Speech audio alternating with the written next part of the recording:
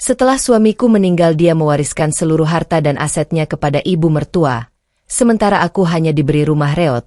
Tapi di sana kutemukan berangkas tua isinya surat peninggalan suamiku. Ternyata aku mendapat setengah dari harta dan aset dari suamiku. Aku syok, ternyata ibu mertuakulah yang memanipulasi sampai aku hanya mendapat warisan rumah reot.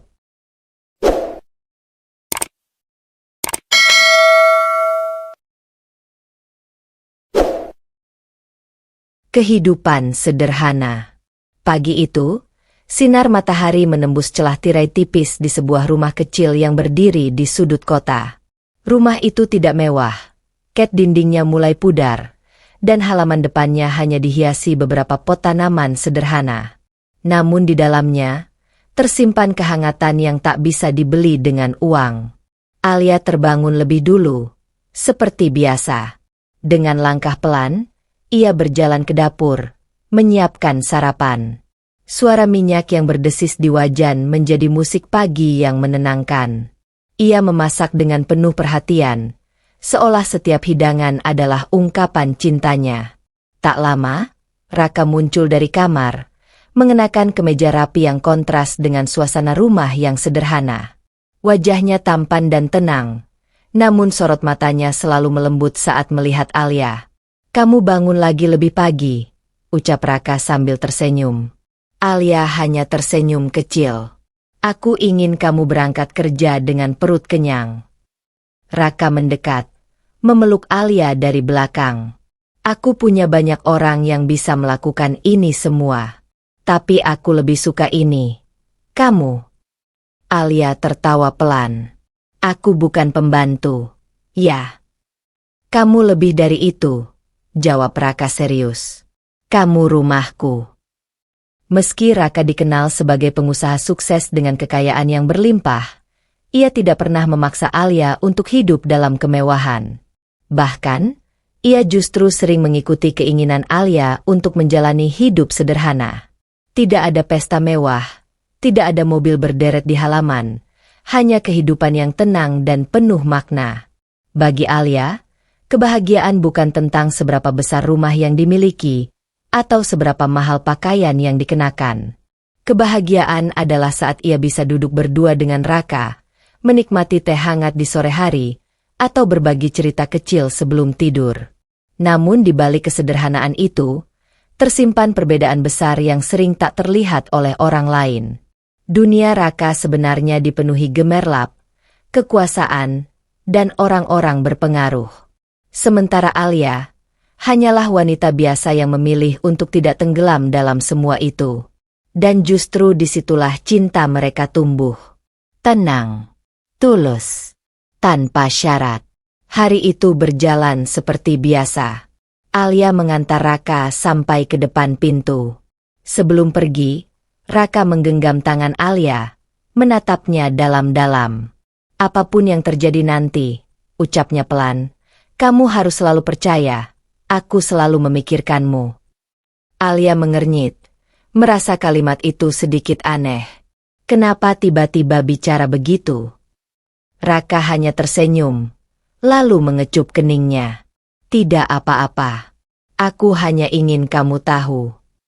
Mobil Raka perlahan menjauh, meninggalkan Alia yang berdiri di depan rumah kecil itu. Ia tidak tahu, pagi yang tampak biasa itu adalah awal dari perubahan besar dalam hidupnya. Namun untuk saat ini, yang ia rasakan hanyalah satu hal. Cinta yang sederhana, tapi begitu dalam. Perbedaan dunia. Langit sore tampak kelabu saat Alia berdiri di depan sebuah rumah megah yang menjulang dengan pagar tinggi dan gerbang besi berukir.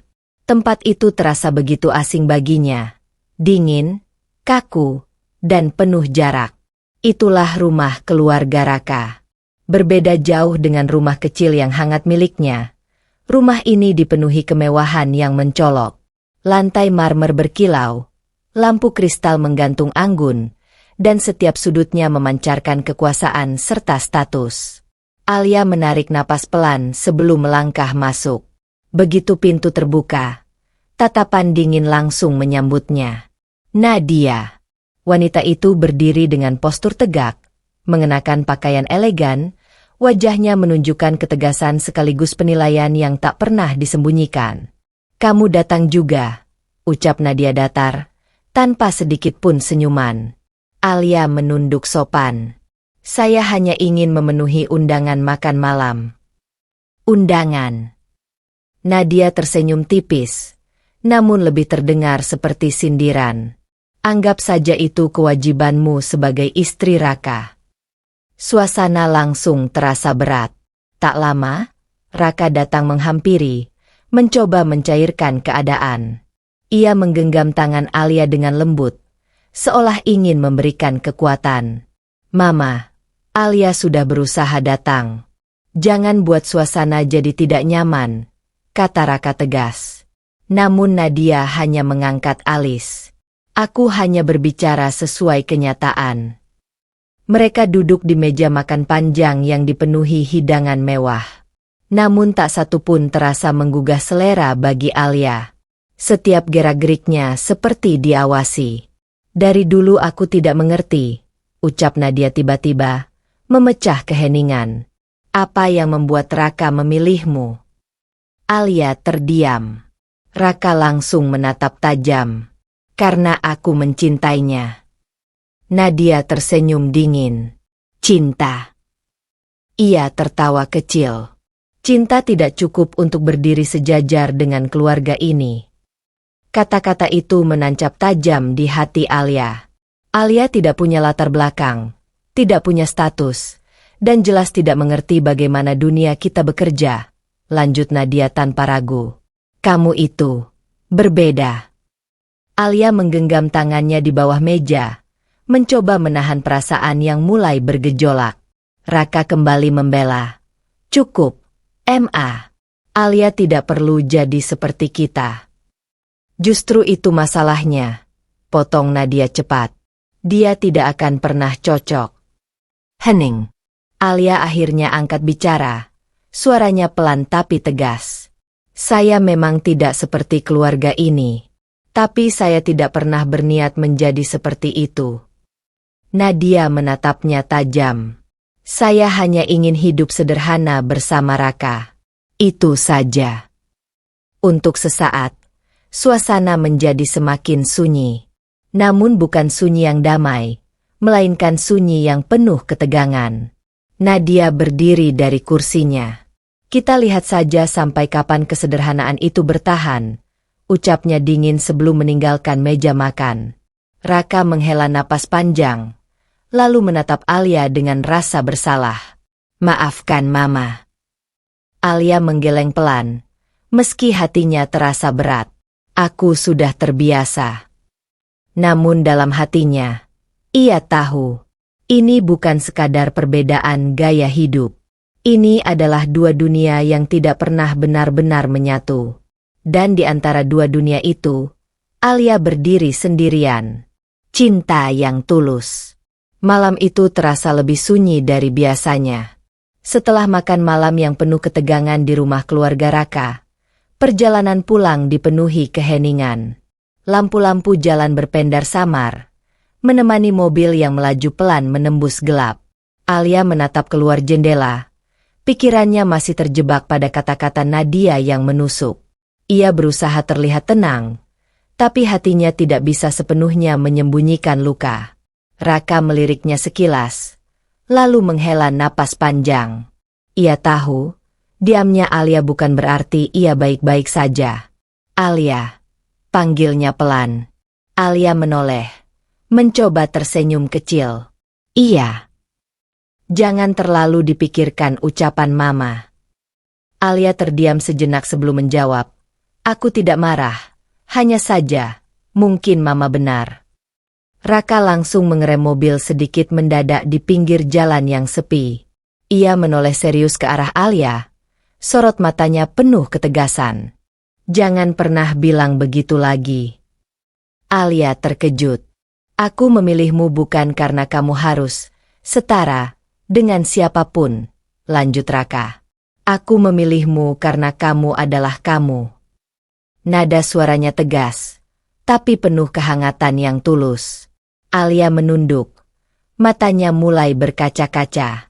Tapi aku tidak ingin jadi beban buatmu. Raka langsung menggenggam tangan Alia erat. Kamu bukan beban. Kamu alasan aku pulang. Kata-kata itu membuat Alia tak mampu lagi menahan air matanya. Raka mengusap lembut pipinya. Dunia mereka mungkin penuh aturan dan status.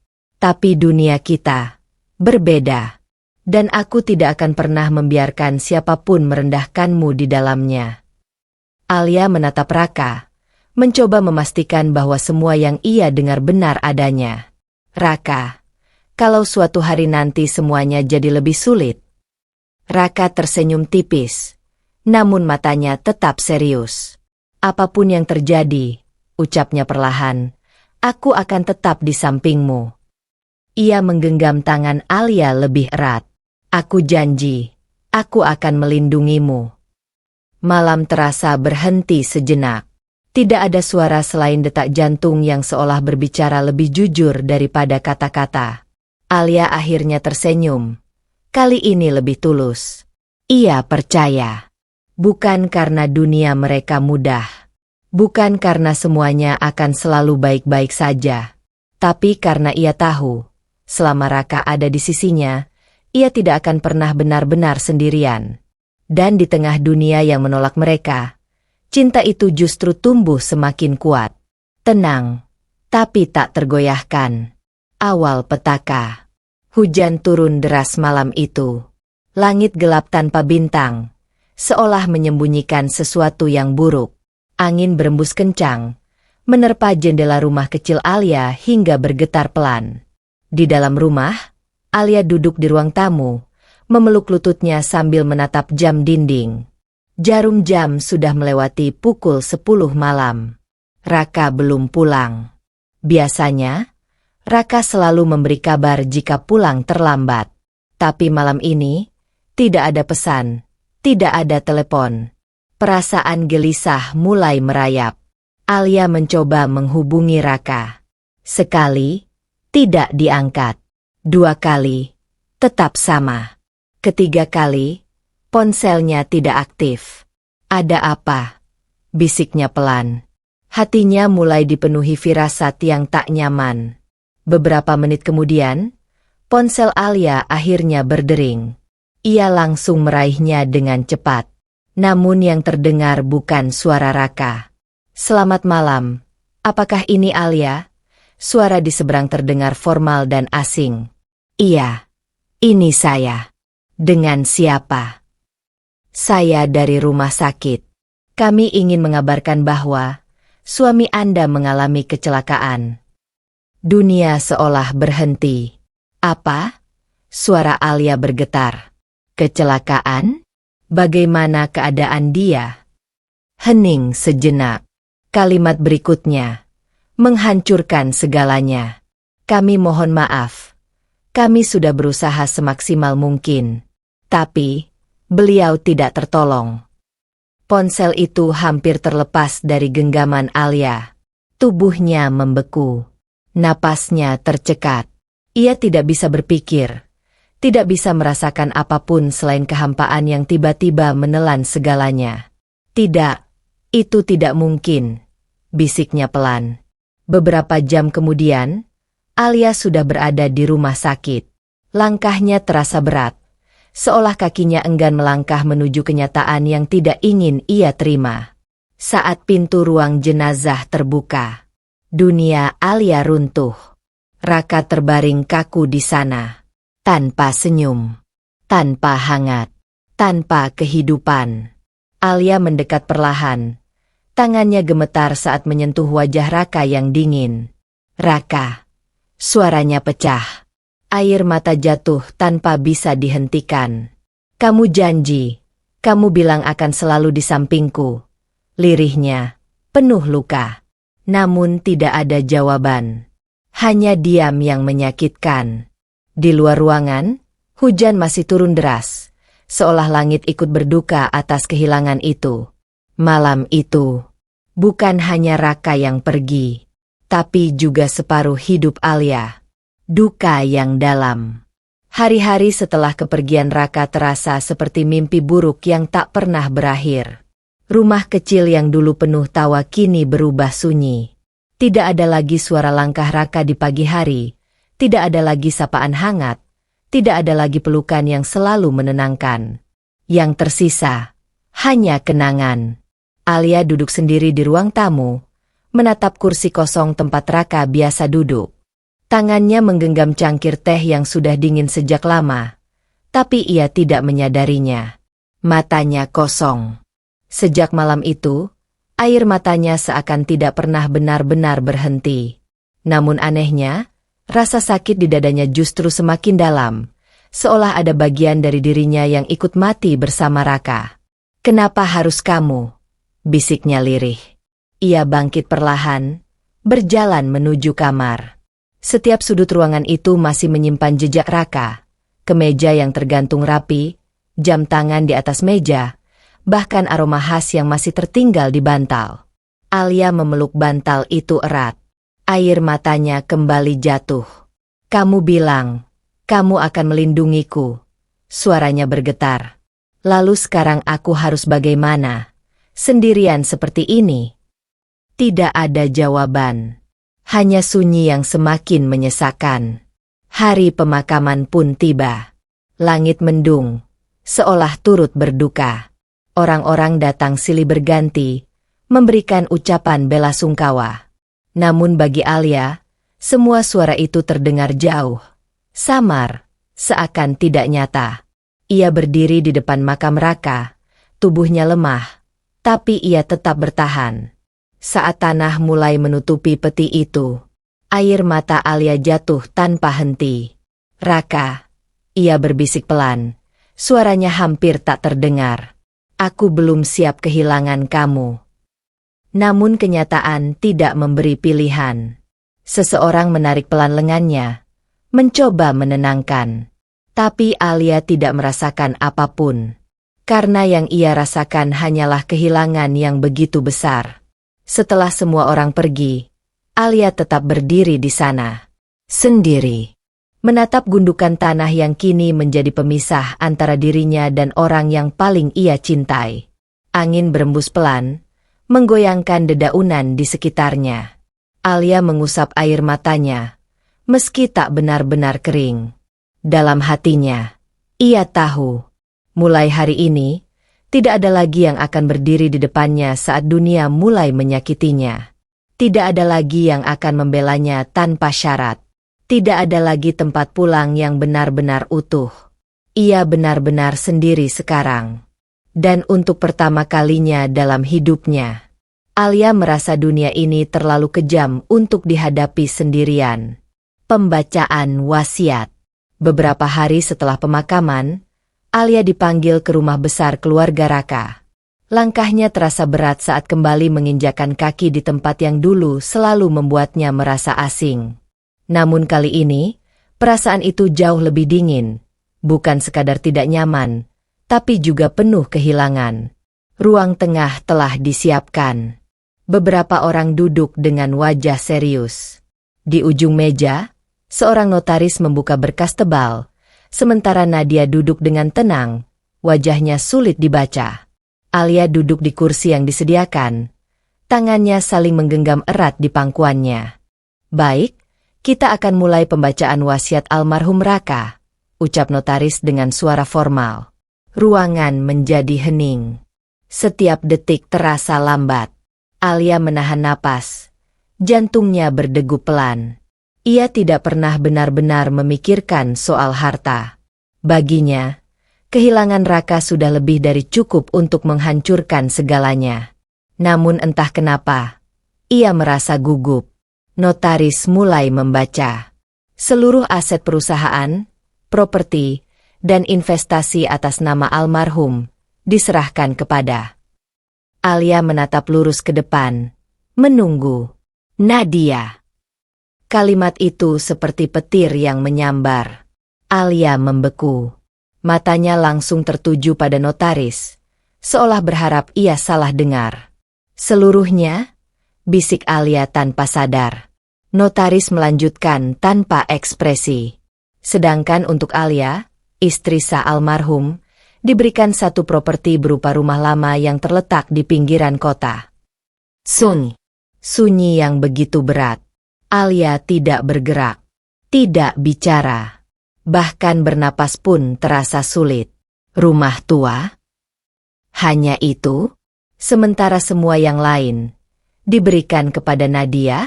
Perlahan, Alia menoleh ke arah Nadia. Wanita itu duduk dengan tenang, bahkan tersenyum tipis, senyum yang tidak pernah terasa hangat. Seolah ini semua sudah ia ketahui sejak awal. Apa ini benar? Suara Alia bergetar.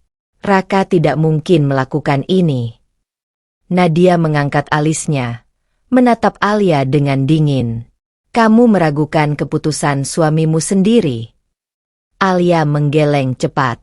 Bukan begitu, tapi Raka tidak pernah seperti itu. Dia tidak mungkin meninggalkanku tanpa apa-apa. Nadia menyela. Nadanya tajam. Realitanya sudah jelas.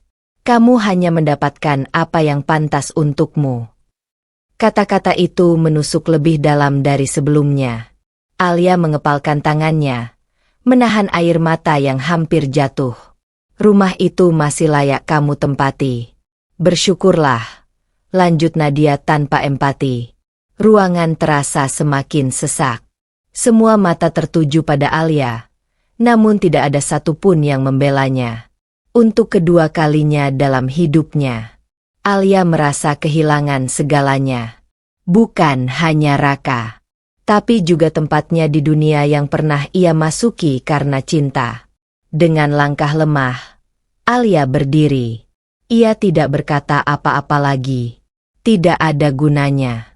Karena di ruangan itu, kebenaran tidak terdengar. Yang ada hanyalah kekuasaan. Dan hari itu, Alia keluar dengan satu kenyataan pahit. Ia bukan hanya seorang janda, tapi juga seseorang yang telah kehilangan haknya tanpa bisa melawan. Pengkhianatan. Alia belum benar-benar melangkah keluar dari ruang itu saat suara Nadia kembali menghentikannya. Tunggu. Langkah Alia terhenti. Perlahan, ia menoleh. Semua mata masih tertuju padanya. Namun kali ini bukan sekadar melihat, melainkan menilai. Nadia berdiri dari kursinya dengan anggun, berjalan mendekat dengan langkah pelan namun penuh tekanan. Ada satu hal lagi yang perlu kamu pahami, ucapnya dingin. Alia diam, tubuhnya terasa kaku. Nadia berhenti tepat di hadapannya, menatap dari atas ke bawah seolah sedang mengukur sesuatu yang tidak pernah ia anggap berharga. Jangan pernah berpikir bahwa kamu punya tempat di keluarga ini. Kata-kata itu jatuh seperti tamparan. Beberapa orang yang duduk di ruangan mulai saling pandang, tapi tak ada satupun yang berani menyela.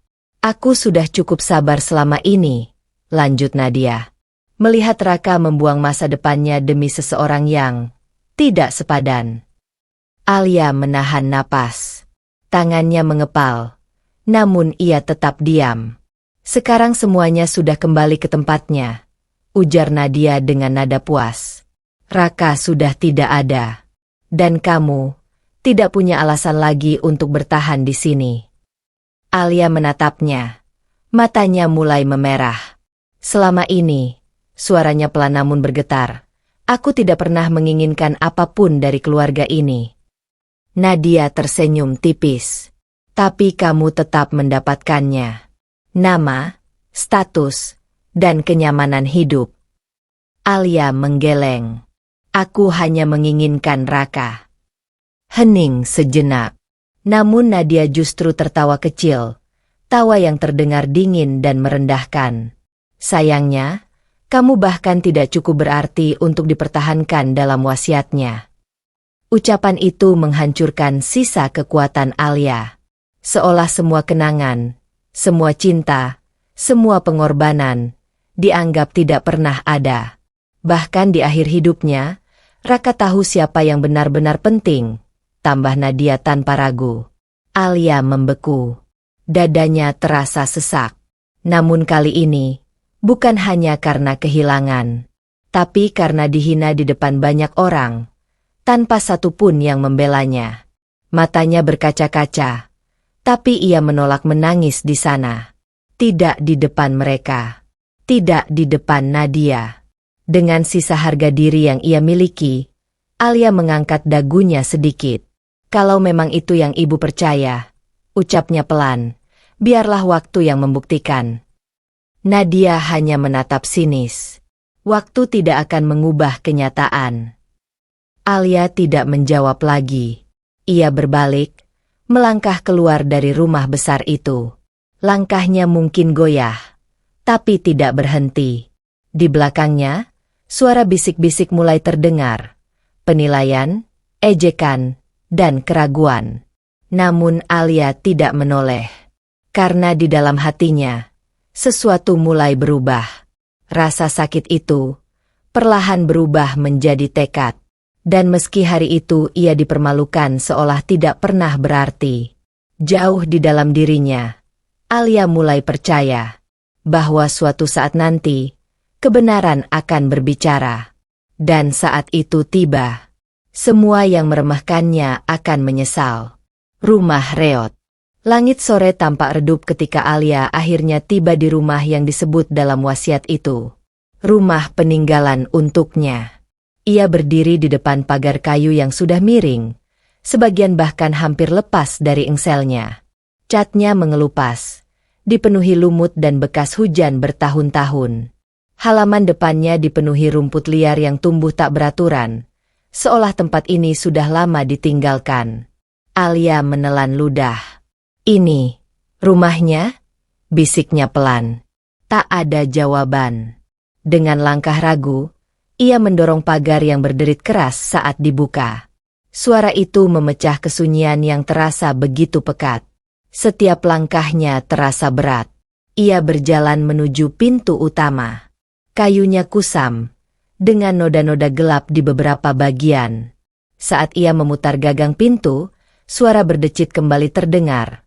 Pelan, tapi cukup membuat bulu kuduk merinding. Pintu terbuka. Debu langsung beterbangan di udara. Alia refleks menutup hidungnya. Batu kecil saat mencium bau pengap yang menusuk. Udara di dalam terasa lembab dan dingin, seperti ruangan yang tidak pernah disentuh selama bertahun-tahun. Matanya menyapu seisi rumah. Kosong. Beberapa perabot tua masih tersisa. Kursi kayu yang hampir patah. Meja kecil dengan lapisan debu tebal. Dan lemari tua di sudut ruangan yang pintunya sedikit terbuka. Lantai berderit setiap kali ia melangkah. Plafon di beberapa bagian tampak retak. Bahkan ada yang hampir runtuh. Alia berdiri diam di tengah ruangan itu. Sunyi. Tidak ada suara kehidupan. Tidak ada kehangatan. Hanya kesendirian yang begitu nyata. Perlahan, ia menarik napas panjang. Mencoba menguatkan dirinya. "Inilah tempatku sekarang," gumamnya. Ia berjalan ke arah jendela dan membukanya. Cahaya matahari sore masuk perlahan, menerangi debu-debu yang melayang di udara. Untuk sesaat, Alia menutup mata. Ia teringat rumah lamanya bersama Raka. Meski sederhana, tapi selalu terasa hidup. Ada tawa, ada percakapan kecil. Ada cinta. Di sini, tidak ada apa-apa. Hanya bayangan kehilangan. Alia membuka matanya kembali. Air matanya hampir jatuh. Tapi ia cepat-cepat mengusapnya. "Tidak apa-apa," ucapnya lirih pada dirinya sendiri. "Aku masih bisa bertahan." Ia meletakkan tasnya di lantai, lalu mulai berjalan mengelilingi rumah, memeriksa satu persatu ruangan. Kamar tidur sempit dengan kasur usang. Dapur kecil dengan peralatan yang berkarat. Dan kamar mandi yang bahkan nyaris tak layak digunakan. Semua terasa begitu jauh dari kehidupan yang pernah ia jalani. Namun Alia tidak punya pilihan. Ia kembali ke ruang utama, menatap sekeliling sekali lagi. Meski rumah itu rapuh, meski hampir roboh, di sanalah ia harus memulai kembali. Sendirian. Dan tanpa ia sadari.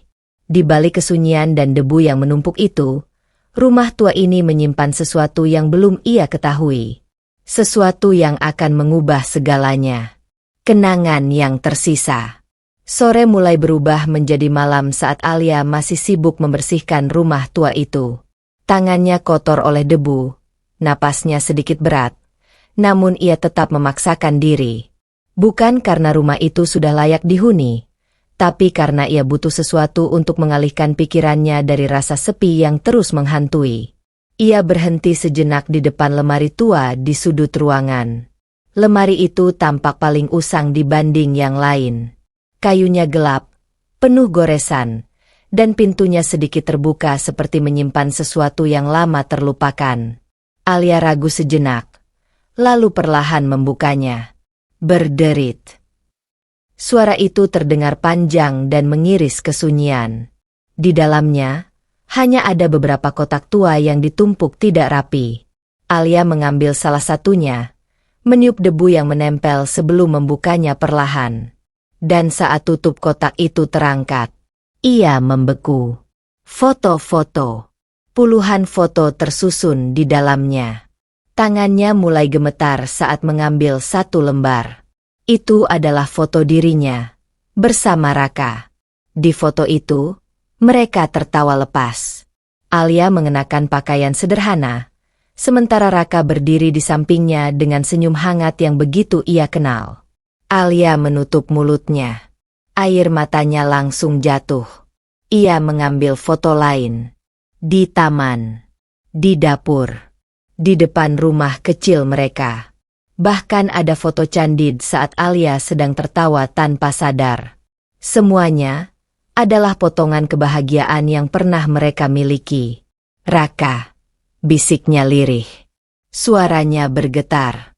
Ia terduduk pelan di lantai, masih menggenggam foto-foto itu erat, seolah takut kenangan itu ikut hilang jika ia melepaskannya. Kenapa semua ini ada di sini? Gumamnya.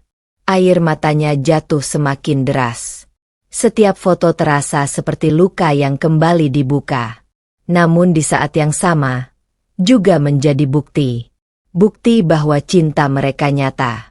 Bahwa kebersamaan itu bukan sekadar kenangan kosong. Alia menyentuh wajah Raka di foto itu dengan ujung jarinya.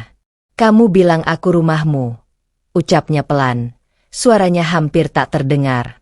"Tapi sekarang, kamu pergi, dan aku bahkan tidak tahu harus pulang kemana." Tangisnya pecah. Sunyi rumah itu kini dipenuhi isak yang tertahan. Namun di tengah rasa sakit itu, ada satu hal yang perlahan tumbuh dalam hati Alia. Perasaan yang tidak bisa ia jelaskan sepenuhnya. Kenapa semua foto ini disimpan di rumah tua ini? Kenapa bukan di rumah mereka yang dulu? Pertanyaan itu menggantung. Dan untuk pertama kalinya sejak ia datang ke tempat ini, Alia mulai merasa bahwa rumah tua ini bukan sekadar sisa warisan yang tak berharga, melainkan tempat yang menyimpan sesuatu yang sengaja ditinggalkan. Sesuatu dari Raka. Kejanggalan. Malam semakin larut. Rumah tua itu kembali tenggelam dalam kesunyian, hanya diterangi lampu redup yang menggantung di tengah ruangan. Alia duduk bersandar di dinding, dikelilingi foto-foto yang masih berserakan di lantai. Matanya sembab, tapi pikirannya justru semakin terjaga. Ia menatap salah satu foto di tangannya. Foto sederhana saat ia dan Raka duduk di teras rumah lama mereka, tertawa tanpa beban. Senyum itu terlalu tulus untuk dipalsukan. "Raka," bisiknya pelan. Hatinya kembali terasa sesak. Tapi kali ini bukan hanya karena rindu. Ada sesuatu yang mengganjal. Sesuatu yang tidak masuk akal. Alia mengingat kembali hari pembacaan wasiat. Kata-kata notaris, sikap tenang Nadia, dan cara semuanya seolah sudah diatur dengan rapi. Terlalu rapi. Padahal ia mengenal Raka. Sangat mengenalnya. Raka bukan tipe pria yang akan meninggalkannya tanpa perlindungan. Bukan pria yang akan menyerahkan segalanya kepada orang lain, dan hanya menyisakan rumah tua yang nyaris roboh untuknya. Tidak, itu bukan Raka. Alia menggeleng pelan, seolah mencoba menepis kemungkinan itu. Tidak mungkin, gumamnya. Dia tidak mungkin melakukan itu. Ia berdiri perlahan, mulai berjalan mondar-mandir di ruangan sempit itu. Semakin ia memikirkan, semakin banyak hal yang terasa janggal. Kenapa foto-foto mereka disimpan di sini? Kenapa rumah ini yang diberikan padanya? Dan kenapa Nadia terlihat sama sekali tidak terkejut saat wasiat dibacakan? Alia berhenti melangkah. Matanya menyipit, seolah dia sudah tahu semuanya. Bisiknya. Detak jantungnya mulai terasa lebih cepat. Pikirannya berputar, menyusun potongan demi potongan yang selama ini tidak ia sadari. Raka pernah berkata sesuatu sebelum pergi. Apapun yang terjadi nanti, kamu harus selalu percaya. Aku selalu memikirkanmu. Kalimat itu tiba-tiba terngiang jelas di kepalanya. Alia membeku. Tatapannya perlahan beralih ke sekeliling rumah. Rumah tua ini bukan sekadar tempat tinggal. Mungkin ini adalah pesan, atau bahkan petunjuk. Napas Alia mulai tidak teratur. Untuk pertama kalinya sejak kematian Raka, rasa sedih yang mendalam itu perlahan bercampur dengan sesuatu yang baru. Kecurigaan. Kalau memang ini bukan kebetulan, ucapnya pelan, hampir seperti berbisik pada dirinya sendiri. Berarti ada sesuatu yang disembunyikan. Ia mengepalkan tangannya. Matanya yang tadi penuh air kini mulai berubah. Lebih tajam, lebih hidup. Dan di tengah rumah yang sunyi itu, Alia akhirnya menyadari satu hal penting.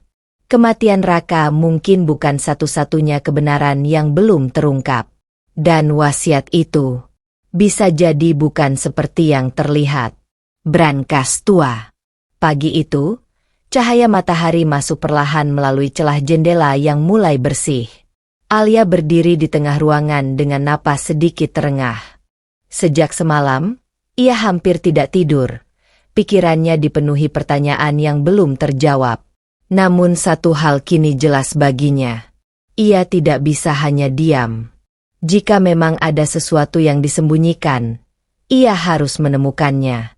Alia mulai membersihkan rumah itu lebih serius. Setiap sudut diperiksa, setiap benda lama dipindahkan. Debu beterbangan, keringat mulai membasahi pelipisnya, tapi ia tidak berhenti. Hingga akhirnya, ia kembali berdiri di depan lemari tua yang semalam ia buka. Tatapannya tajam. Kenapa semua ini ada di sini? Gumamnya pelan. Ia menarik napas, lalu mencoba menggeser lemari itu. Awalnya berat.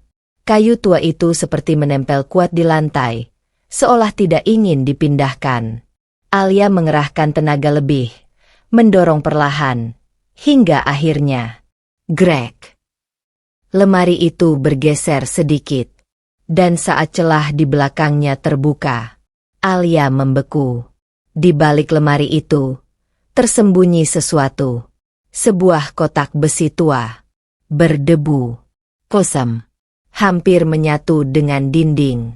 Namun bentuknya jelas. Itu adalah brankas. Jantung Alia langsung berdegup kencang.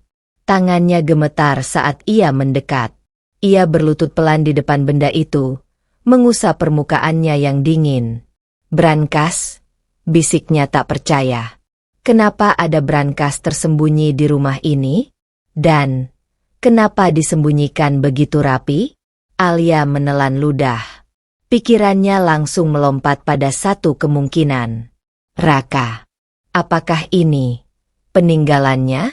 Tangannya perlahan menyentuh pegangan brankas itu. Ia mencoba membukanya, namun tentu saja tidak semudah itu. Terkunci. Alia menghela napas panjang, mencoba menenangkan diri yang mulai dipenuhi campuran antara takut dan harapan. Kalau ini benar dari kamu, ucapnya lirih, aku pasti bisa membukanya. Ia memperhatikan brankas itu lebih dekat. Tidak ada kode digital, hanya kunci manual yang tampak sudah tua. Artinya, harus ada kuncinya. Alia berdiri cepat, Matanya mulai menyapu seluruh ruangan dengan semangat baru. Ini bukan lagi sekadar rumah tua. Ini adalah tempat yang menyimpan rahasia. Dan brankas itu bisa jadi adalah jawaban dari semua kejanggalan yang selama ini menghantuinya. Detak jantung Alia semakin cepat. Untuk pertama kalinya sejak ia kehilangan Raka, harapan mulai muncul. Kecil, tapi nyata. Kunci rahasia. Pagi itu terasa berbeda. Udara di dalam rumah tua itu masih sama, lembab dan sunyi. Namun hati Alia dipenuhi sesuatu yang belum pernah ia rasakan sejak kepergian Raka. Harapan. Ia berdiri di tengah ruangan, menatap brankas tua yang kini sudah ia bersihkan dari debu. Benda itu tampak lebih jelas sekarang. Kokoh, berat, dan menyimpan sesuatu yang begitu penting. Namun satu masalah masih menghalanginya. Kunci. Alia menarik napas panjang. Pasti ada di sini, gumamnya. Ia mulai mencari. Laci demi laci dibuka. Lemari diperiksa kembali. Bahkan setiap sudut lantai dan sela-sela perabot lama ia telusuri. Waktu terus berjalan. Keringat mulai membasahi wajahnya. Tapi hasilnya nihil. Alia berhenti. Napasnya memburu. Ia menatap sekeliling dengan frustrasi yang mulai muncul. Raka, kalau ini memang untukku, bantu aku, bisiknya pelan. Hening. Namun tiba-tiba, ingatannya melintas pada sesuatu. Foto-foto. Ia bergegas kembali ke kotak kenangan yang ia temukan sebelumnya.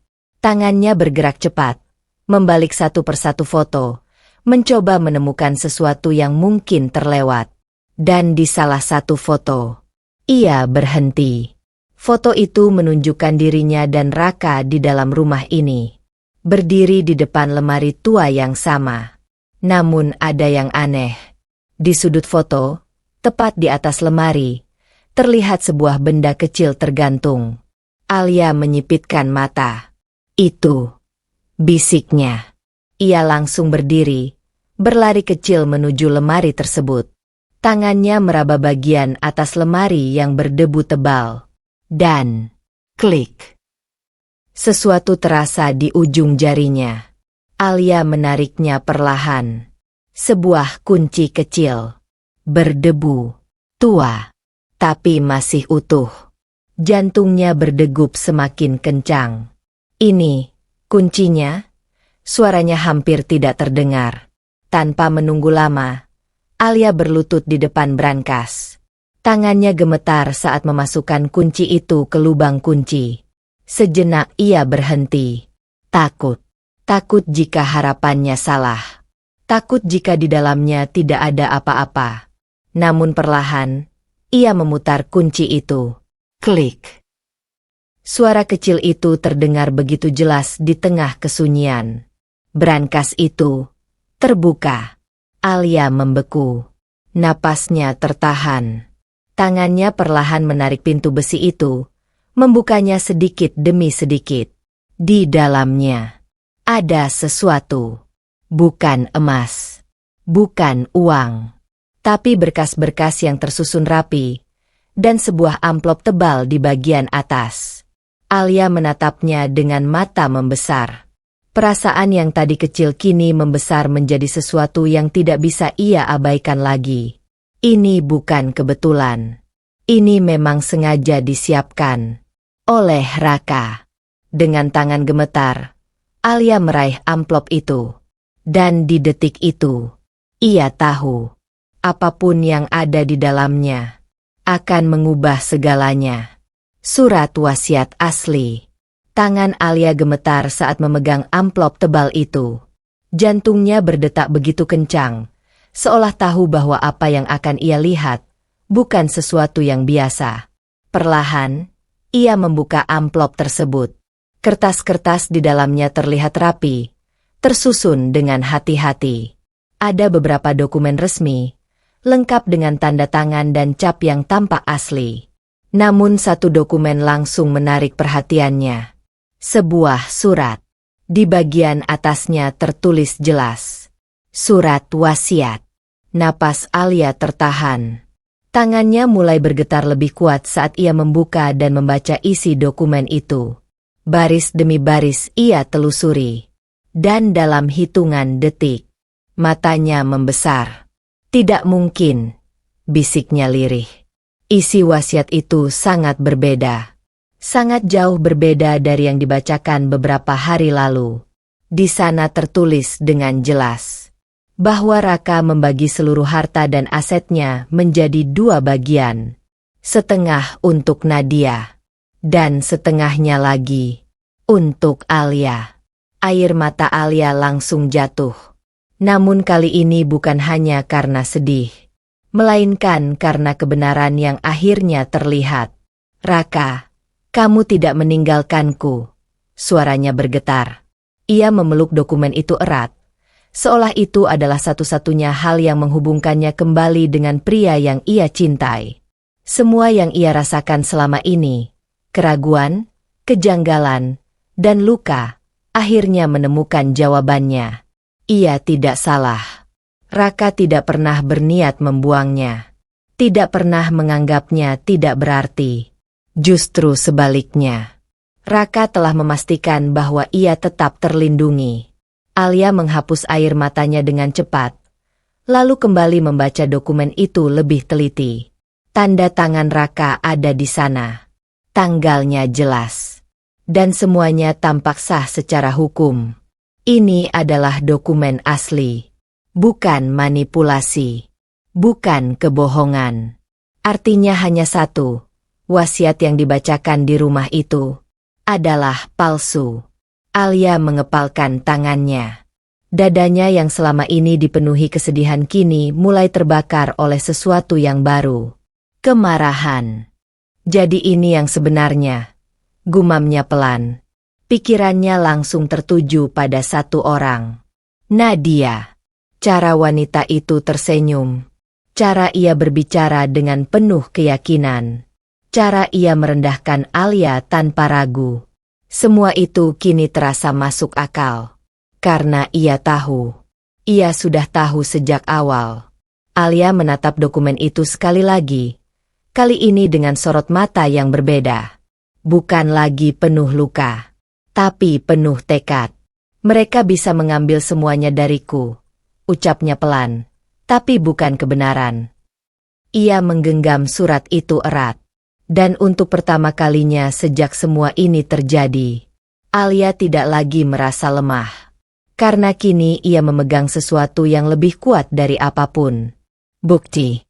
Dan dengan bukti itu, ia tahu satu hal pasti.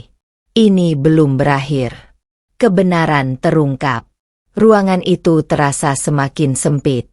Alia masih berlutut di depan brankas terbuka. Tangannya menggenggam erat surat wasiat asli yang baru saja ia baca. Napasnya belum sepenuhnya stabil.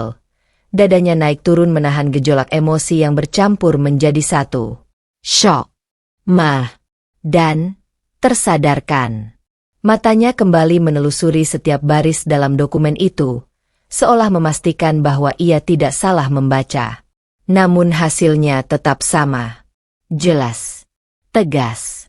Tidak terbantahkan. Raka membagi warisannya menjadi 2. Setengah untuk Nadia. Dan setengah untuknya. Ini kebenarannya, bisik Alia pelan. Tangannya mulai gemetar lagi, tapi kali ini bukan karena lemah, melainkan karena menyadari sesuatu yang jauh lebih besar. Wasiat yang dibacakan sebelumnya adalah kebohongan. Alia perlahan berdiri. Kakinya sedikit goyah, tapi ia memaksakan diri tetap tegak. Pikirannya mulai menyusun semuanya. Cara notaris membaca tanpa ragu.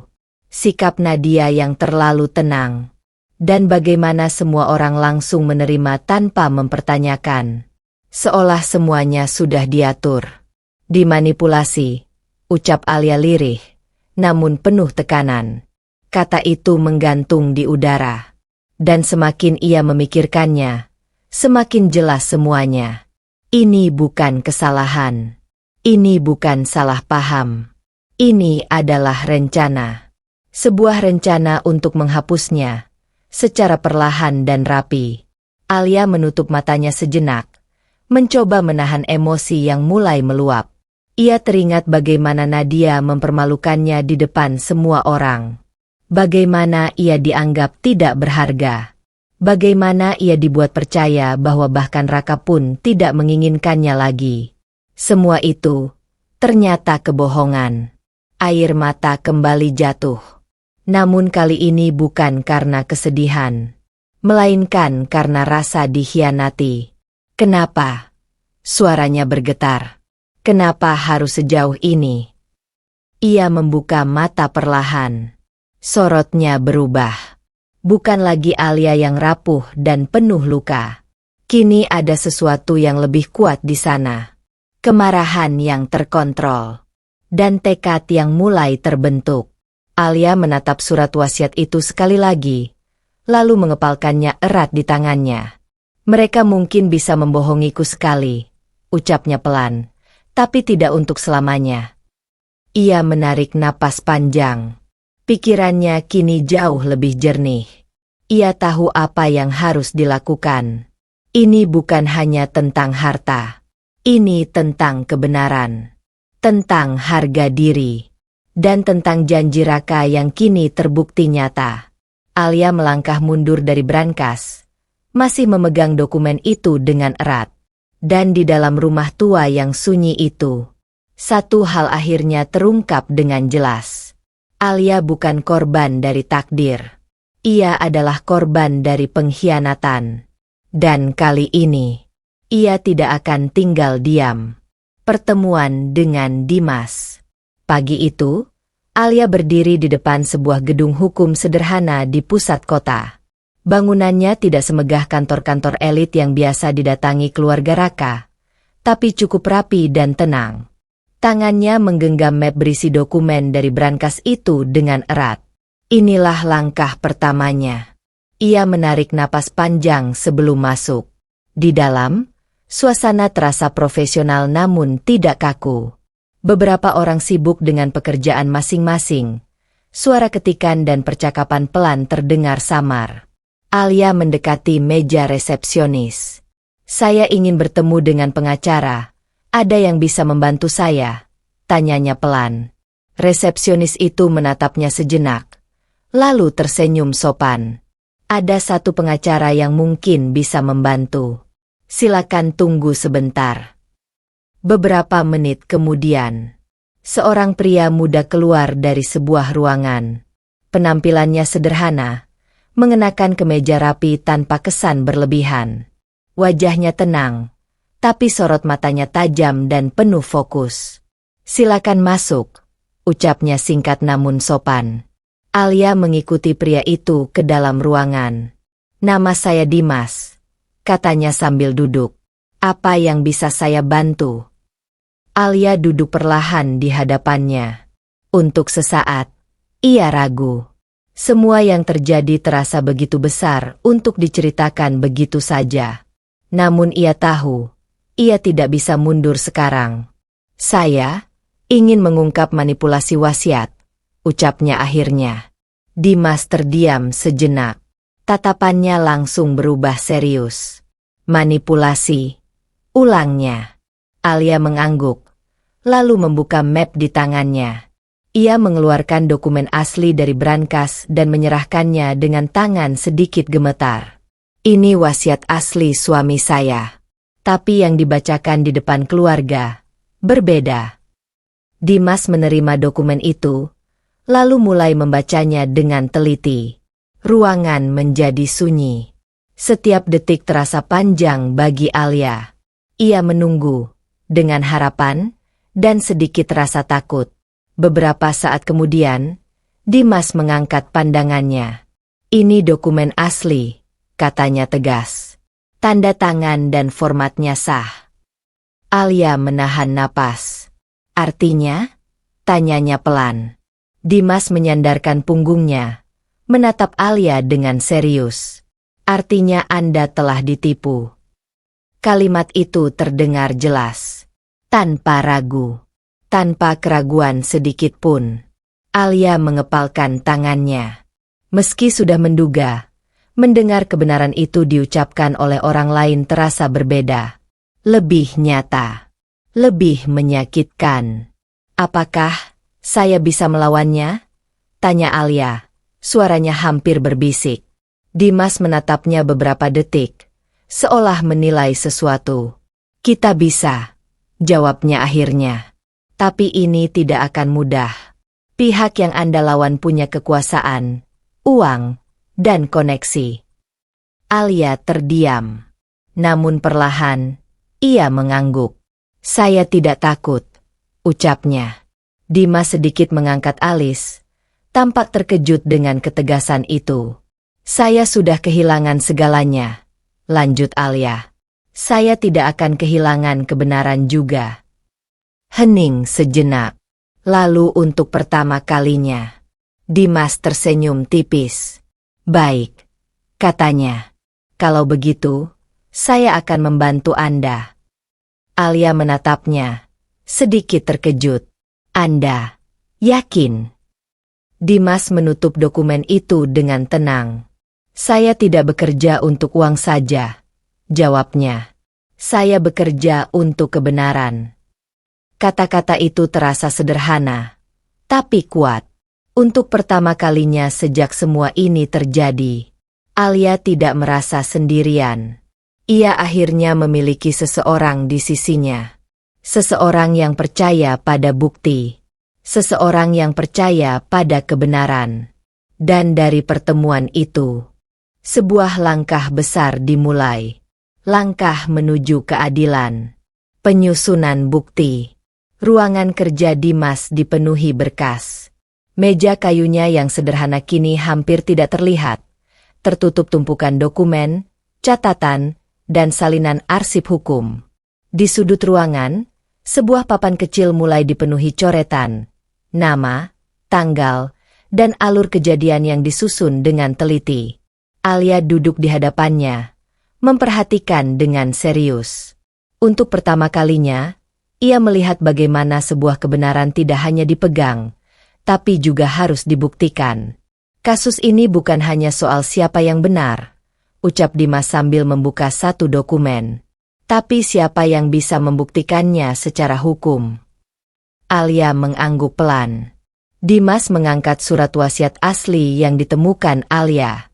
Ini adalah kunci utama. Tapi ini saja belum cukup. Ia lalu mengambil salinan wasiat yang sebelumnya dibacakan. Yang ini sudah dimanipulasi. Kita harus membuktikan bahwa dokumen ini tidak sah. Alia menatap dua dokumen itu berdampingan. Sekilas terlihat mirip. Namun setelah diperhatikan, ada perbedaan. Tanda tangannya, bisik Alia. Dimas mengangguk. Ya, sekilas sama, tapi tekanan tinta dan goresannya berbeda. Kita akan minta ahli grafologi untuk memastikan ini. Ia menandai bagian tersebut dengan pena. Kita juga butuh bukti pendukung lainnya. Sesuatu yang menunjukkan niat asli Raka. Alia berpikir sejenak, lalu teringat sesuatu. Raka pernah menyimpan beberapa rekaman, percakapan bisnisnya. Mungkin ada di antara itu yang bisa membantu. Dimas langsung menatapnya. Rekaman. Alia mengangguk. Aku akan coba mencarinya di rumah lama atau di barang-barangnya. Bagus, jawab Dimas cepat. Jika kita menemukan pernyataan langsung dari Raka tentang pembagian warisan, itu akan memperkuat posisi kita. Dimas kemudian berdiri, berjalan ke papan catatan. Ia mulai menyusun alur dengan rapi. Dokumen asli dari berangkas perbandingan tanda tangan saksi yang mengetahui kejadian kemungkinan rekaman atau bukti digital. Dan satu lagi, tambahnya sambil menoleh ke Alia. Kita butuh saksi. Alia langsung teringat satu nama. Kevin. Dimas menyipitkan mata. Siapa dia? Asisten Raka. Dia sering berada di dekat Raka, bahkan saat urusan penting. Dimas mengangguk pelan. Kalau dia tahu sesuatu, Kita harus membuatnya bicara. Alia menunduk sejenak. Bagaimana kalau dia takut atau tidak mau terlibat? Dimas menatapnya dengan tenang. Orang yang menyimpan kebenaran terlalu lama biasanya tidak benar-benar tenang. Kalimat itu membuat Alia terdiam. Ia tahu ada sesuatu yang lebih besar di balik semua ini, dan mereka baru saja mulai mengungkapnya. Dimas kembali duduk, menatap semua bukti di hadapannya. Ini bukan kasus kecil, ucapnya serius. Tapi kita punya satu hal yang sangat kuat. Alia menatapnya. Kejujuran? Tanyanya pelan. Dimas menggeleng tipis. Bukti. Sejenak hening. Lalu Alia menarik napas dalam. Ia menatap semua dokumen itu sekali lagi. Perjalanan ini tidak akan mudah. Namun kini semuanya terasa lebih jelas. Ini bukan lagi tentang perasaan. Ini tentang fakta. Tentang kebenaran yang harus dibuktikan. Dan bersama Dimas, Alia mulai membangun sesuatu yang selama ini dirampas darinya. Keadilan. Kevin bicara. Sore itu, suasana di sebuah kafe kecil terasa tenang, jauh dari hiruk-pikuk kota. Alia duduk di sudut ruangan bersama Dimas, menunggu dengan perasaan tegang. Di hadapan mereka, kursi kosong seolah menjadi pusat perhatian. Kevin belum datang. Alia menggenggam cangkir di tangannya, namun teh di dalamnya sudah lama dingin. Matanya sesekali menatap pintu masuk, berharap sekaligus khawatir. Dia akan datang? Tanya Dimas pelan. Alia mengangguk, meski tidak sepenuhnya yakin. Aku sudah menghubunginya. Dia bilang ingin bicara. Beberapa menit kemudian, pintu kafe terbuka. Seorang pria masuk dengan langkah ragu. Wajahnya tampak gelisah. Matanya menyapu ruangan seolah memastikan sesuatu. Kevin. Alia langsung berdiri. Kevin. Pria itu menatap Alia. Lalu Dimas. Ia terlihat bimbang, namun akhirnya berjalan mendekat dan duduk perlahan. Terima kasih sudah datang, ucap Alia. Kevin tidak langsung menjawab. Ia mengusap wajahnya, tampak tertekan. Aku tidak punya banyak waktu, katanya pelan. Dan aku tidak ingin masalah. Dimas mencondongkan tubuh sedikit. Kami hanya butuh kebenaran. Kevin tertawa kecil, pahit. Kebenaran, itu yang paling berbahaya di sini. Hening sejenak. Alia menatapnya penuh harap. Kevin, aku tahu kamu tahu sesuatu. Kevin menutup matanya sejenak, seolah berjuang dengan dirinya sendiri. Aku sudah mencoba melupakannya, ucapnya pelan. Tapi aku tidak bisa. Dimas dan Alia saling berpandangan. Kevin membuka matanya. Kini sorotnya lebih serius. Malam sebelum wasiat dibacakan, katanya perlahan, aku ada di kantor. Alia menahan napas. Awalnya aku tidak sengaja melihat, lanjut Kevin. Tapi, aku mendengar suara Nadia dari dalam ruangan notaris. Tangannya mulai mengepal. Dia marah, menekan, bahkan mengancam. Alia membeku. Mengancam? Ulangnya pelan. Kevin mengangguk. Dia memaksa notaris itu mengubah isi wasiat. Aku dengar jelas. Dia bilang kalau dokumen itu tidak diubah, karir notaris itu akan hancur. Suasana langsung berubah dingin. Dimas langsung mencatat cepat. Kamu yakin dengan apa yang kamu dengar? Kevin menatapnya tajam. Aku tidak akan datang ke sini kalau aku tidak yakin. Alia merasakan jantungnya berdegup keras.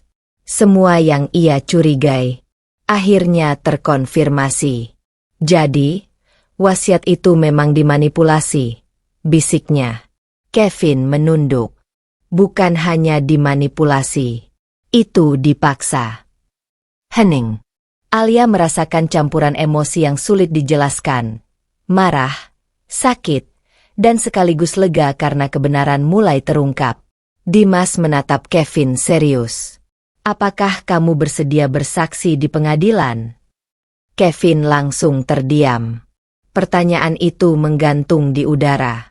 Beberapa detik terasa sangat panjang. Kevin menarik napas dalam. Aku tahu risikonya. Alia menatapnya. Suaranya lembut. Aku tidak akan memaksamu. Kevin mengangkat kepalanya. Namun kali ini, ada sesuatu yang berbeda di matanya. Ketegasan. Aku akan bersaksi, katanya akhirnya. Alia terkejut. Kenapa? Tanyanya pelan. Kevin menatap lurus ke depan. Karena Raka adalah orang yang baik. Dan apa yang terjadi padanya, tidak pantas diputarbalikan seperti ini. Kata-kata itu membuat Alia terdiam. Air matanya hampir jatuh. Tapi ia menahannya. Dimas mengangguk puas. Kesaksianmu akan sangat penting. Kevin bersandar di kursinya, tampak masih tegang, tapi lebih ringan. Cepat selesaikan ini, ucapnya. Sebelum semuanya semakin kacau. Alia mengangguk pelan. Dan di momen itu, potongan terakhir dari kebenaran mulai terbentuk. Bukan lagi dugaan. Bukan lagi sekadar bukti. Kini ada saksi. Dan dengan itu, langkah mereka menuju keadilan semakin dekat. Ancaman. Malam itu, angin berembus lebih kencang dari biasanya. Alia baru saja kembali ke rumah tua itu setelah pertemuannya dengan Kevin. Langkahnya cepat, namun pikirannya masih dipenuhi oleh pengakuan yang baru saja ia dengar. Sekarang semuanya semakin jelas. Dan itu berarti semakin berbahaya. Ia membuka pintu rumah, masuk ke dalam yang masih setengah gelap. Lampu dinyalakan, tapi suasana tetap terasa dingin dan sepi. Alia meletakkan tasnya di meja. Baru saja ia menarik napas. Tok, tok, tok. Suara ketukan terdengar dari pintu. Alia membeku. Pelan, teratur, tapi terasa tidak biasa. Ia menoleh ke arah pintu. Jantungnya mulai berdegup lebih cepat. Siapa? Tanyanya pelan. Tidak ada jawaban. Hanya keheningan. Dengan langkah hati-hati, Alia mendekat. Tangannya perlahan membuka pintu. Kosong. Tidak ada siapa-siapa di luar. Namun di lantai, ada sebuah amplop. Alia menatapnya beberapa detik sebelum membungkuk dan mengambilnya. Tidak ada nama pengirim. Tidak ada tanda apapun. Perlahan, ia membuka amplop itu. Di dalamnya hanya ada satu lembar kertas. Dan saat ia membaca isinya, napasnya tertahan. Berhenti sekarang, atau kamu akan kehilangan lebih dari yang sudah kamu miliki. Tangan Alia langsung gemetar. Matanya menyapu tulisan itu berulang kali, seolah berharap ia salah membaca. Namun tidak. Pesan itu jelas. Ancaman. Alia mengepalkan kertas itu perlahan. Pikirannya langsung tertuju pada satu orang. Nadia. Tidak mungkin orang lain. Hanya dia yang punya alasan dan kekuasaan untuk melakukan ini. Aku baru mulai, dan dia sudah tahu, bisik Alia pelan. Perasaan dingin merayap di tubuhnya. Namun belum selesai. Tiba-tiba ponselnya berdering. Alia tersentak, hampir menjatuhkan kertas itu. Dengan tangan gemetar, ia melihat layar ponsel. Nomor tak dikenal. Ragu sejenak, lalu ia mengangkatnya. Halo. Hening. Lalu sebuah suara terdengar. Tenang, dingin, dan sangat familiar. Kamu memang keras kepala. Tubuh Alia langsung menegang. Nadia, ucapnya lirih. Terdengar tawa kecil di seberang sana. Aku sudah memberimu kesempatan untuk pergi dengan tenang, lanjut Nadia. Tapi kamu memilih jalan yang salah. Alia menggenggam ponselnya erat. Yang salah bukan aku, balasnya pelan, meski suaranya bergetar. Yang salah adalah kebohongan yang kamu buat. Hening sejenak. Lalu suara Nadia berubah lebih tajam. Kamu pikir kamu bisa menang, katanya dingin. Kamu tidak tahu siapa yang kamu lawan. Alia menutup matanya sejenak, mencoba menenangkan diri. Aku tidak peduli, jawabnya akhirnya. Aku hanya ingin kebenaran. Terdengar helaan napas di seberang. Kalau begitu, siap-siap menanggung akibatnya. Klik. Telepon terputus. Ruangan kembali sunyi. Namun kali ini, kesunyian itu terasa berbeda. Lebih menekan. Lebih berbahaya. Alia berdiri diam beberapa saat, masih memegang kertas ancaman itu. Ketakutan memang ada. Nyata. Namun perlahan, rasa itu berubah. Menjadi sesuatu yang lebih kuat. Ia meremas kertas itu hingga kusut. Aku tidak akan berhenti, ucapnya pelan. Matanya kini tidak lagi ragu.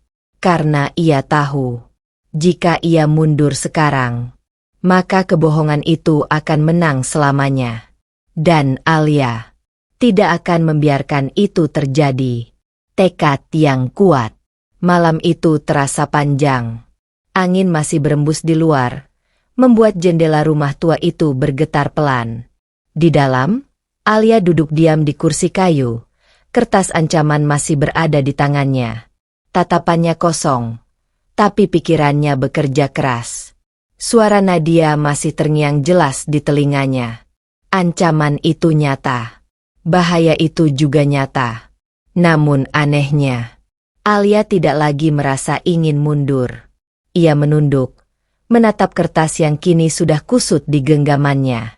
Berhenti sekarang. Kalimat itu terasa seperti perintah. Seperti seseorang yang yakin bahwa ia akan takut dan menyerah. Alia menghela napas panjang. Perlahan, ia berdiri. Langkahnya pelan, tapi pasti. Ia berjalan menuju jendela, menatap keluar yang gelap. Dulu, mungkin ia akan takut. Dulu, mungkin ia akan memilih diam. Namun bukan sekarang. Kalau aku berhenti, bisiknya pelan, berarti semua ini benar. Ia menutup matanya sejenak. Terbayang kembali wajah Raka. Senyumnya. Janjinya. Dan semua kenangan yang kini menjadi alasan ia bertahan. Aku tidak hanya kehilangan kamu, lanjutnya lirih. Aku juga hampir kehilangan diriku sendiri. Alia membuka matanya. Sorotnya berubah. Lebih tajam. Lebih kuat. Ia sadar satu hal. Ini bukan lagi tentang harta. Bukan tentang rumah, aset, atau kekayaan. Ini tentang harga diri. Tentang bagaimana ia diperlakukan, seolah tidak berarti. Tentang bagaimana cintanya dianggap tidak ada. Dan tentang kebenaran yang sengaja disembunyikan. Alia mengepalkan tangannya. Aku tidak akan membiarkan mereka menang, ucapnya tegas. Ia berbalik, berjalan menuju meja tempat dokumen-dokumen itu tersimpan. Dengan hati-hati, ia merapikan semuanya, memastikan setiap bukti aman. Tidak ada lagi keraguan dalam gerakannya. Hanya kepastian. Ponselnya bergetar. Pesan dari Dimas. Kita akan mulai proses hukum besok. Siap. Alia menatap layar itu beberapa detik. Lalu tanpa ragu, ia membalas. Aku siap. Ia meletakkan ponselnya, lalu menatap ruangan itu sekali lagi. Rumah tua yang dulu terasa kosong dan menakutkan, kini berubah. Bukan lagi tempat penderitaan, tapi tempat ia bangkit. Dan di tengah kesunyian malam itu, Alia akhirnya benar-benar berdiri. Bukan sebagai wanita yang ditinggalkan, tapi sebagai seseorang yang siap melawan. Apapun risikonya. Sidang dimulai.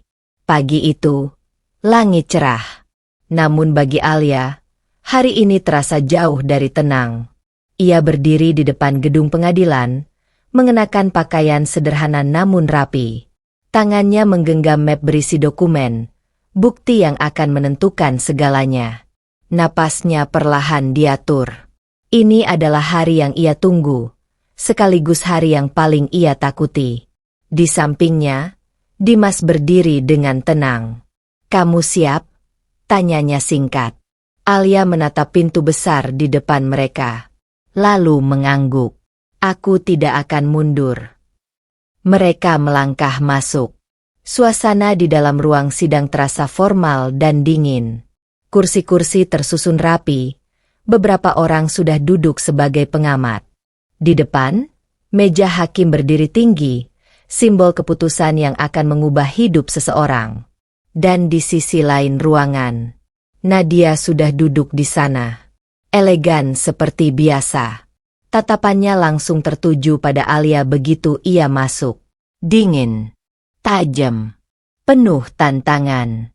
Namun kali ini, Alia tidak menghindar. Ia membalas tatapan itu dengan tenang. Tanpa rasa takut. Sidang dimulai. Hakim memasuki ruangan, semua orang berdiri sebelum kembali duduk saat persidangan resmi dibuka. Kasus sengketa warisan atas nama almarhum Raka dimulai, ucap hakim dengan suara tegas. Jantung Alia berdetak kencang. Namun ia tetap duduk tegak. Dimas berdiri lebih dulu, membuka berkasnya. "Yang mulia," ucapnya jelas, "kami membawa bukti bahwa wasiat yang sebelumnya dibacakan telah dimanipulasi." Suasana langsung berubah. Beberapa bisikan terdengar. Nadia tetap diam, namun sorot matanya semakin tajam. Dimas melanjutkan, menyerahkan salinan dokumen asli kepada hakim. "Ini adalah wasiat asli yang ditemukan oleh klien kami. Di dalamnya, jelas tertulis bahwa harta dibagi dua, antara Nadia dan Alia." Hakim mulai membaca. Sementara itu, Alia merasakan seluruh perhatian tertuju padanya. Namun kali ini, ia tidak merasa kecil. Ia tidak merasa sendirian. Ia berdiri perlahan saat diminta memberikan pernyataan. Langkahnya mantap. Ia berdiri di tengah ruang sidang, menghadapi semua orang. "Apa yang saya cari bukan hanya harta," ucap Alia, suaranya jelas meski lembut. "Saya hanya ingin kebenaran." Semua mata tertuju padanya. "Saya mengenal suami saya. Dia tidak mungkin meninggalkan saya tanpa perlindungan," lanjutnya. "Dan bukti ini menunjukkan siapa dia sebenarnya." Hening. Namun bukan hening yang menekan, melainkan hening yang penuh perhatian. Di sisi lain, Nadia tersenyum tipis, seolah tidak terpengaruh. Namun matanya tidak bisa menyembunyikan sesuatu. Kekhawatiran. Alia kembali ke tempat duduknya. Tangannya sedikit gemetar, tapi wajahnya tetap tenang. Ia sudah melangkah sejauh ini. Tidak ada jalan kembali. Dan di ruang sidang itu, pertarungan sebenarnya baru saja dimulai. Bukan hanya antara dua pihak, tapi antara kebenaran dan kebohongan yang selama ini disembunyikan. Fakta terungkap. Suasana ruang sidang semakin tegang. Semua mata tertuju ke depan saat Dimas kembali berdiri. Wajahnya tenang, tapi sorot matanya tajam, penuh keyakinan. Hari ini bukan lagi sekadar tuduhan. Hari ini adalah pembuktian. "Yang mulia," ucap Dimas dengan suara jelas, "kami akan menunjukkan bahwa wasiat yang sebelumnya dibacakan bukan hanya tidak sah, tapi juga hasil manipulasi yang disengaja." Ruangan langsung hening. Dimas mengangkat dua dokumen. "Ini adalah wasiat yang dibacakan di hadapan keluarga," katanya, lalu mengangkat dokumen kedua, "dan ini adalah wasiat asli milik almarhum Raka." Ia menyerahkan keduanya kepada hakim. Perbedaan terlihat jelas, terutama pada pembagian aset dan, yang paling penting, tanda tangan. Hakim memperhatikan dengan seksama. Dimas melanjutkan, Kami telah menghadirkan analisis ahli grafologi yang menyatakan bahwa tanda tangan pada dokumen yang dibacakan tidak identik dengan tanda tangan asli almarhum. Bisikan mulai terdengar di ruang sidang. Wajah Nadia mulai menegang. Namun Dimas belum selesai. Ia mengambil berkas lain. Kami juga menemukan bahwa dokumen asli ini disembunyikan di sebuah brankas milik klien kami, tempat yang hanya diketahui oleh almarhum dan orang terdekatnya. Alia menahan napas. Setiap kata yang diucapkan terasa seperti membuka satu lapisan kebohongan. Namun yang paling penting, lanjut Dimas, kami memiliki saksi. Pintu samping terbuka. Kevin masuk. Langkahnya terlihat tegang, tapi ia tetap berjalan ke depan. Alia menatapnya, memberi sedikit anggukan. Kevin berdiri di kursi saksi. Silakan jelaskan apa yang Anda ketahui, kata hakim. Kevin menelan ludah, lalu mulai berbicara. Malam sebelum pembacaan wasiat, ucapnya, saya berada di kantor. Ruangan kembali sunyi. Saya mendengar Nadia berada di dalam ruangan notaris. Suaranya keras. Dia menekan dan mengancam. Wajah Nadia berubah. Keberatan, seru pihak Nadia. Namun hakim mengangkat tangan. Biarkan saksi melanjutkan. Kevin menarik napas. Saya mendengar langsung. Nadia meminta isi wasiat diubah. Dia mengatakan bahwa jika tidak dilakukan, karir notaris itu akan hancur. Kata-kata itu mengguncang ruangan. Alia merasakan jantungnya berdegup keras. Ini dia. Kebenaran yang selama ini tersembunyi. Dimas melangkah maju. Dengan ini, jelas bahwa dokumen yang dibacakan bukan hanya tidak sah, tapi hasil tekanan dan manipulasi. Ia menatap langsung ke arah Nadia. Dan semua ini dilakukan untuk menghilangkan hak sah klien kami. Hening. Tidak ada lagi bisikan. Tidak ada lagi keraguan. Semua bukti kini tersusun jelas. Dokumen asli. Perbedaan tanda tangan. Dan kesaksian langsung. Nadia yang sebelumnya tampak tenang, kini tidak lagi sama. Sorot matanya goyah. Untuk pertama kalinya, ia terlihat terpojok. Alia duduk diam di kursinya. Tangannya masih menggenggam erat. Tapi kali ini bukan karena takut, melainkan karena sesuatu yang mulai terasa nyata. Kebenaran akhirnya berdiri di hadapan semua orang. Dan kebohongan mulai runtuh satu persatu. Pengakuan paksa. Ruang sidang terasa semakin mencekam. Setelah kesaksian Kevin mengguncang semua yang hadir, suasana berubah drastis. Tidak ada lagi bisikan santai, yang tersisa hanya ketegangan yang menggantung di udara. Nadia duduk kaku. Untuk pertama kalinya, ekspresi tenangnya retak.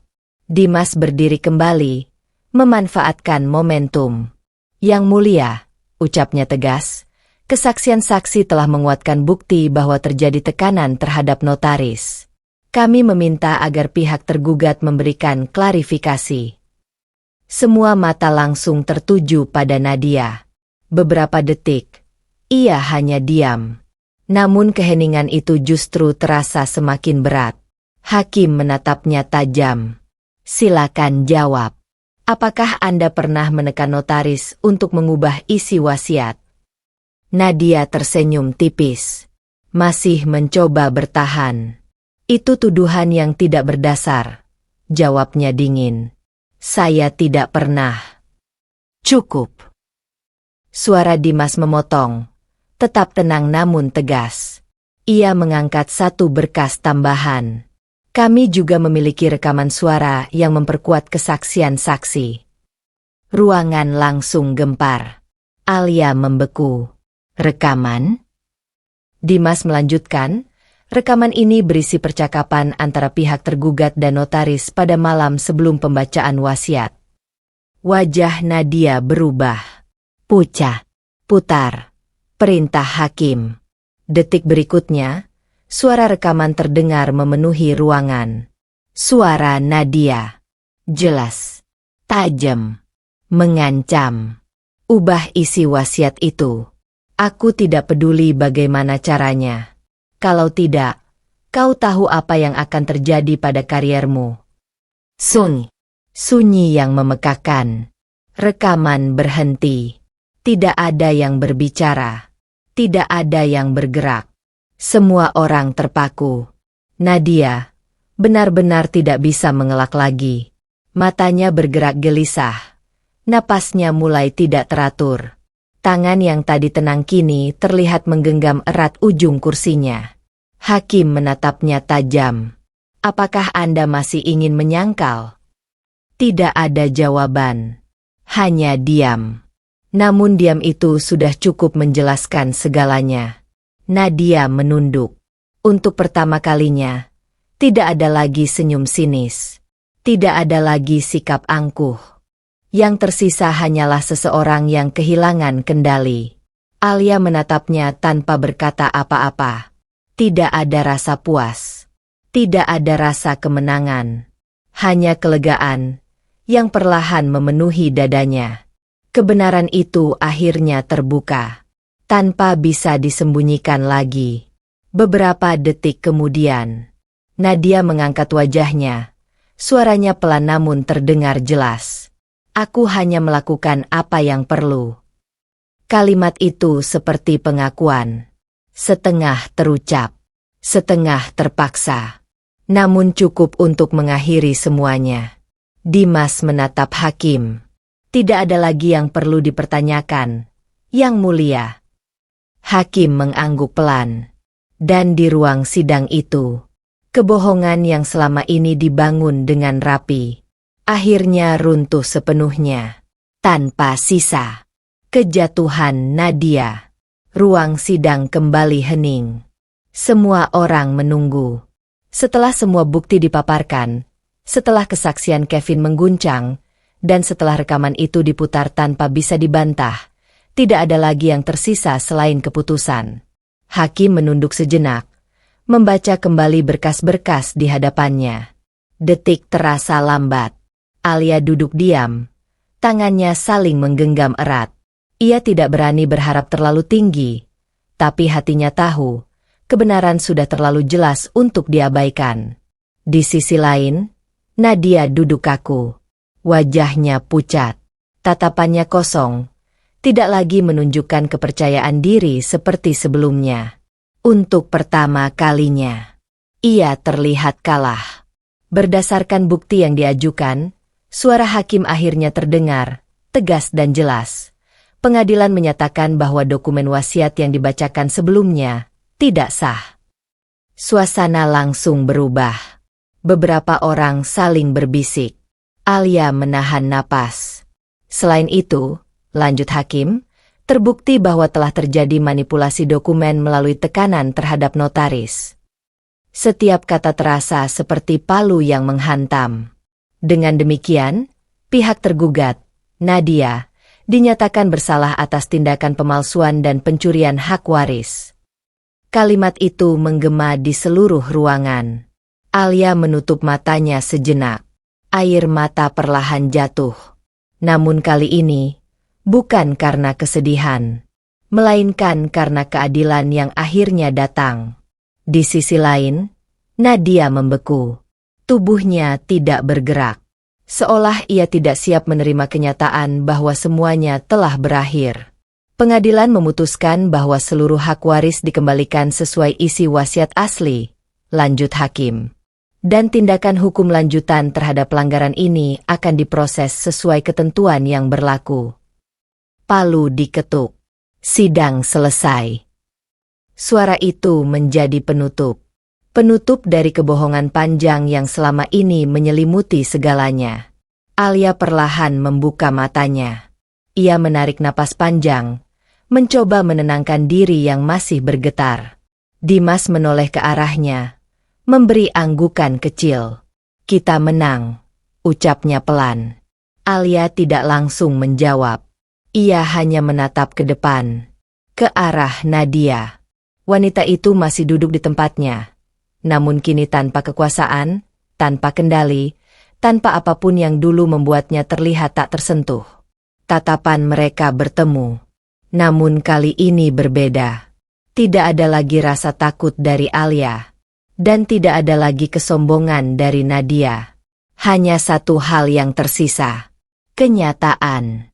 Bahwa semua yang dibangun dengan kebohongan akan runtuh pada waktunya. Alia berdiri perlahan. Langkahnya tenang. Bukan sebagai seseorang yang mencari balas dendam, tapi sebagai seseorang yang telah mendapatkan kembali apa yang seharusnya menjadi miliknya. Dan hari itu, Nadia kehilangan segalanya. Bukan karena kekuatan orang lain, tapi karena perbuatannya sendiri. Keadilan untuk Alia. Hari itu terasa berbeda. Bukan lagi tentang pertarungan, bukan lagi tentang pembuktian, melainkan tentang hasil dari semua perjuangan yang telah Alia lalui. Alia kembali duduk di ruang yang dulu menjadi awal dari luka itu. Ruang pembacaan wasiat. Namun kali ini, suasananya berubah. Lebih tenang. Lebih jujur. Tidak ada lagi tatapan merendahkan. Tidak ada lagi bisikan sinis. Yang ada hanyalah formalitas hukum yang berjalan sebagaimana mestinya. Di hadapannya, seorang notaris membuka dokumen baru. Dokumen yang telah diverifikasi ulang. Dokumen yang kini mencerminkan kebenaran. Berdasarkan keputusan pengadilan, ucap notaris dengan suara jelas, maka pembagian warisan almarhum Raka dikembalikan sesuai isi wasiat asli. Alia menahan napas. Meski ia sudah tahu hasilnya, mendengarnya kembali tetap membuat hatinya bergetar. Setengah dari seluruh aset, properti, dan kepemilikan perusahaan secara sah diberikan kepada Alia. Kalimat itu akhirnya terucap. Jelas. Tanpa manipulasi. Tanpa kebohongan. Alia menutup matanya sejenak. Air mata perlahan jatuh. Namun kali ini, bukan karena kehilangan, melainkan karena sesuatu yang akhirnya kembali. Haknya. Semua yang sempat dirampas darinya, kini kembali. Bukan sebagai hadiah, tapi sebagai keadilan. Ia membuka matanya kembali, menatap dokumen itu dengan perasaan yang sulit dijelaskan. Ini bukan sekadar kertas. Ini adalah bukti bahwa ia tidak pernah salah. Bahwa cintanya tidak sia-sia. Bahwa Raka benar-benar tidak meninggalkannya. Dimas yang berdiri di sampingnya tersenyum tipis. Selesai, ucapnya pelan. Alia menoleh.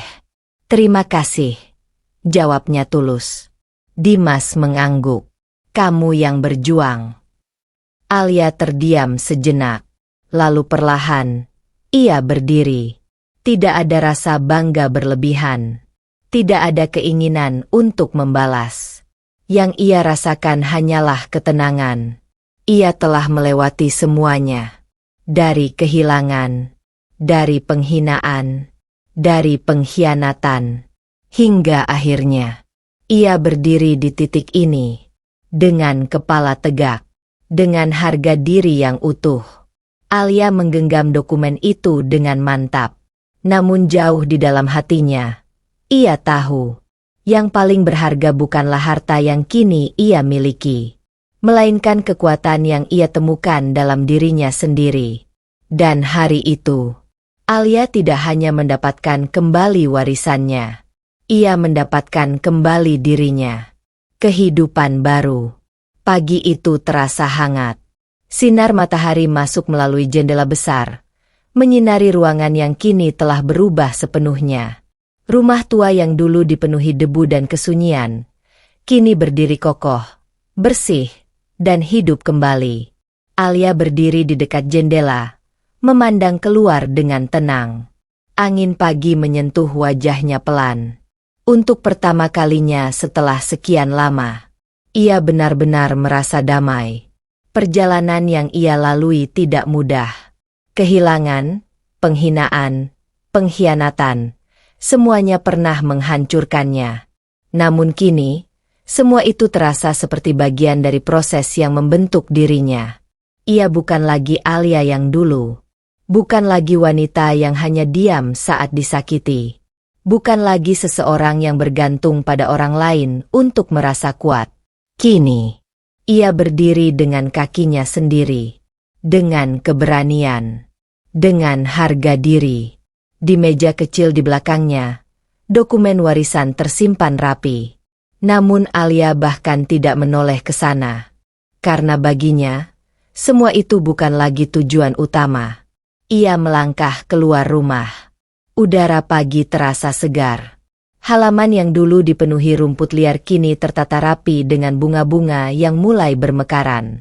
Alia tersenyum kecil. Perubahan itu, seperti dirinya. Perlahan, namun pasti. Dari kejauhan, Dimas datang menghampiri. "Kamu terlihat berbeda," ucapnya santai. Alia menoleh, tersenyum ringan. "Mungkin karena aku akhirnya tidak lagi lari dari hidupku sendiri." Dimas mengangguk, memahami. "Jadi, apa rencanamu sekarang?" Alia terdiam sejenak. Ia menatap ke depan. Ke jalan yang terbentang luas. "Mulai lagi," jawabnya. "Tapi kali ini, dengan caraku sendiri." Tidak ada lagi bayang-bayang masa lalu yang menahannya. Tidak ada lagi rasa takut yang mengikatnya. Yang ada hanyalah masa depan. Dan ia siap menghadapinya. Dengan kepala tegak. Dengan hati yang kuat. Dan dengan keyakinan bahwa ia telah melewati yang terburuk, dan tetap bertahan. Alia menarik napas dalam, lalu melangkah maju. Satu langkah kecil, menuju kehidupan yang baru. Bukan sebagai korban, tapi sebagai pemenang. Pesan moral. Jangan pernah meremehkan seseorang yang terlihat lemah. Karena saat kebenaran akhirnya terungkap, keadilan akan menemukan jalannya. Dan mereka yang sabar, bertahan, serta berani melangkah, akan menang dengan cara yang paling elegan.